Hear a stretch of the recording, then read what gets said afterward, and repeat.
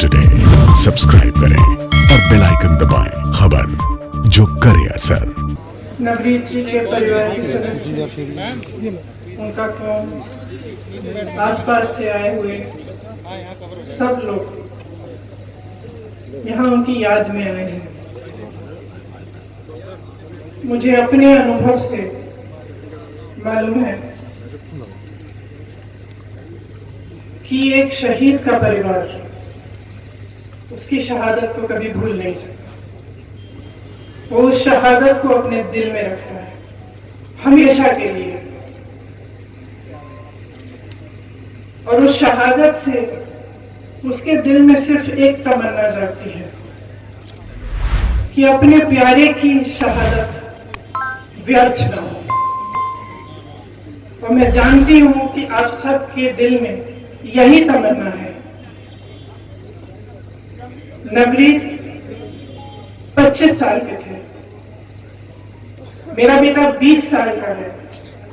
आपके भी नौजवान बेटे हैं जो उत्साह में अपनी उत्साह दिखाने के लिए, किसानों के साथ खड़े होने के लिए वहां चले गए, और उनके साथ एक ऐसा हादसा हुआ कि वो वापस नहीं आए।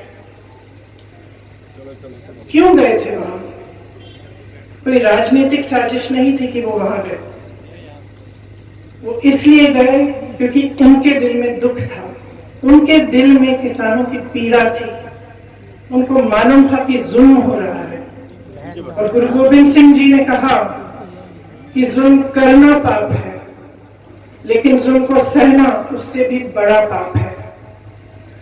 और हो सकता है कि यही सोचते हुए एक नौजवान बच्चा दिल्ली से इतनी दूर से, दिबदिबा से दिल्ली पहुंचा कि हाँ वो भी शामिल होगा, वही उम्मीद रखते हुए कि उसकी सुनवाई होगी, कि सब इकट्ठा होंगे तो सरकार सुनेगी, और जो दिल की बात है किसान की उसके लिए सरकार भी दरवाजे खोलेगी और उसकी सुनवाई करेगी।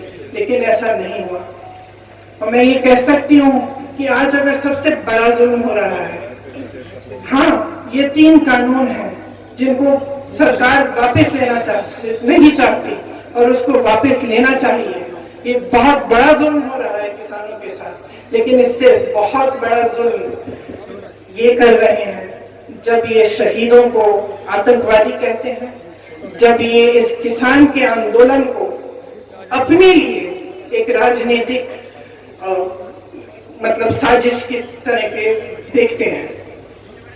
ये बहुत बड़ा जुल्म है, क्योंकि अगर एक नेता देश के किसान, देश के गरीब, हर देशवासी का दर्द नहीं सुन सकता, अगर जब आवाज उठाए तो वो उसको तरह तरह के नाम कहलाए जाते हैं, लेकिन कभी ये नहीं कहा जाता कि हाँ तुम मेरे साथी हो, मेरे देशवासी हो, तुम्हारे दिल में दर्द है, वो मेरा दर्द है, आओ मैं तुम्हारी बात सुनूंगा।